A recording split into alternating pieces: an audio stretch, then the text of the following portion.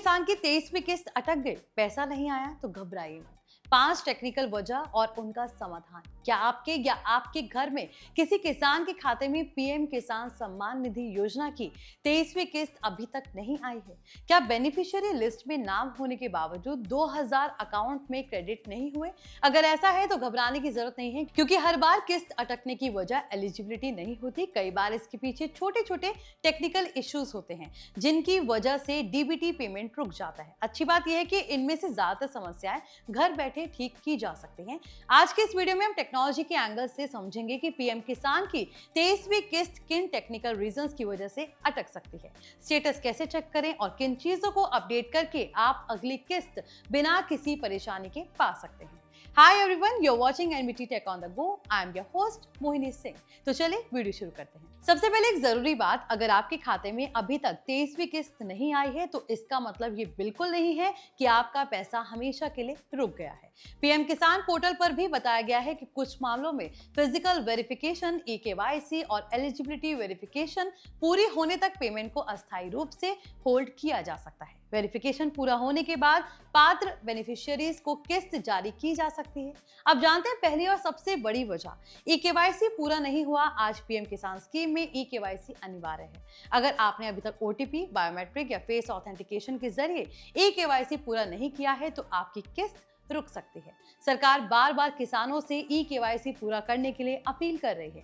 E-KYC करने के 3 तरीके हैं। पीएम किसान पोर्टल पर ओटीपी के जरिए, नजदीकी सीएससी सेंटर पर बायोमेट्रिक वेरिफिकेशन और पीएम किसान मोबाइल ऐप में फेस ऑथेंटिकेशन। अगर ई-केवाईसी पेंडिंग है तो पहले यही पूरा कीजिए। अब दूसरी वजह, आधार और बैंक अकाउंट का टेक्निकल मिसमैच। बहुत से लोगों को लगता है कि बैंक अकाउंट में आधार लिंक होना ही काफी है, लेकिन असल में डीबीटी पेमेंट के लिए एनपीसीआई आधार सीडिंग भी सही होना जरूरी है। अगर bank account number, IFSC code, Aadhaar number या एनपीसीआई मैपिंग में कोई गड़बड़ी है तो पैसा ट्रांसफर नहीं हो पाएगा। इसलिए एक बार बैंक ब्रांच जाकर कंफर्म कर ले कि आपका आधार एनपीसीआई मैपर में सही तरीके से सीडेड है। ये छोटी सी गलती हजारों किसानों की किस्त रोक देती है।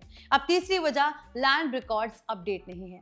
पीएम किसान स्कीम पूरी तरह डिजिटल डेटाबेस पर काम करती है। अगर आपके लैंड रिकॉर्ड्स ऑनलाइन अपडेटेड नहीं है या रेवेन्यू डिपार्टमेंट के डेटाबेस में कोई गलती है तो वेरिफिकेशन पेंडिंग हो सकती है। कई राज्यों में डिजिटल लैंड रिकॉर्ड वेरिफिकेशन के बाद ही डीबीटी प्रोसेस आगे बढ़ता है। इसलिए अगर जमीन से जुड़ी कोई जानकारी बदली है तो उसे जल्द अपडेट करवाना जरूरी है। अब चौथी वजह, फार्मर आईडी या फिजिकल वेरिफिकेशन पेंडिंग। सरकार ने कुछ राज्यों में फार्मर आईडी को भी जरूरी बनाया है। इसके अलावा पीएम किसान पोर्टल पर साफ लिखा गया है कि कुछ मामलों में पेमेंट इसलिए रोकी गई है क्योंकि सिस्टम को शक है कि बेनिफिशियरी स्कीम की एलिजिबिलिटी क्राइटेरिया में नहीं आता। जैसे 1 फरवरी 2019 के बाद जमीन खरीदने वाले कुछ मामले, एक ही परिवार के एक से ज्यादा सदस्यों द्वारा बेनिफिट लेना या वेरिफिकेशन पेंडिंग होना। ऐसे मामलों में फिजिकल वेरिफिकेशन पूरी होने तक पेमेंट होल्ड रह सकता है। अगर वेरिफिकेशन में सब कुछ सही पाया जाता है तो आगे की किस्त जारी हो सकती है। अब पांचवी वजह, मोबाइल नंबर या रजिस्ट्रेशन डिटेल्स गलत होना। कई बार किसान मोबाइल नंबर बदल देते हैं लेकिन पोर्टल पर अपडेट नहीं करते। ऐसे में ओटीपी नहीं आता, स्टेटस चेक करना भी मुश्किल हो जाता है। अगर रजिस्ट्रेशन डिटेल्स में नाम, आधार, मोबाइल नंबर गलत है तो पहले उसे सही करवाएं। अब सवाल आता है कि कैसे चेक करें कि आपकी किस्त क्यों रुकी है।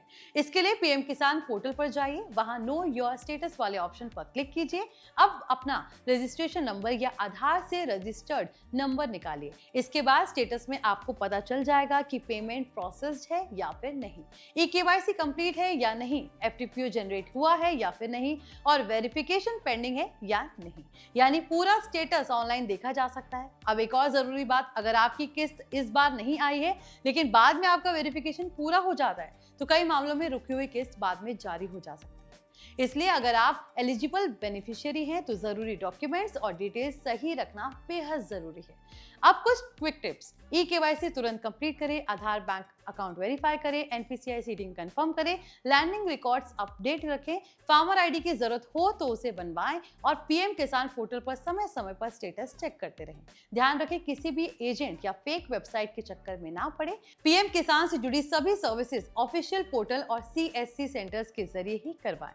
कुल मिलाकर देखा जाए तो पीएम किसान की 23वीं किस्त अटकने के पीछे कई बार कोई बड़ी समस्या नहीं होती, बल्कि छोटे छोटे टेक्निकल इश्यूज जिम्मेदार होते हैं। ई-केवाईसी पेंडिंग होना, आधार बैंक मैपिंग में गड़बड़ी, लैंड रिकॉर्ड्स अपडेट ना होना, फार्मर आईडी या फिजिकल वेरिफिकेशन पेंडिंग होना और रजिस्ट्रेशन डिटेल्स में गलती जैसी वजहों से पेमेंट रुक सकता है। अच्छी बात यह है कि इनमें से ज्यादातर समस्याएं का समाधान ऑनलाइन या CSC सेंटर के जरिए किया जा सकता है। इसलिए अगर आपके खाते में अभी तक 2000 नहीं आए हैं तो सबसे पहले अपना स्टेटस जरूर चेक करें और जरूरी टेक्निकल अपडेट्स तुरंत पूरे करें। तो आई होप ये इन्फॉर्मेशन आपको पसंद आई होगी। अगर वीडियो अच्छा लगा हो तो इसे लाइक करें, शेयर करें, साथ ही कमेंट करके बताइए कि आपके या आपके परिवार में किसी की PM किसान की 23वीं किस्त अभी तक नहीं आई। फिलहाल इस वीडियो में इतना ही। ऐसे और वीडियोस के लिए हमारे channel NBT Tech on the Go को सब्सक्राइब कर लें।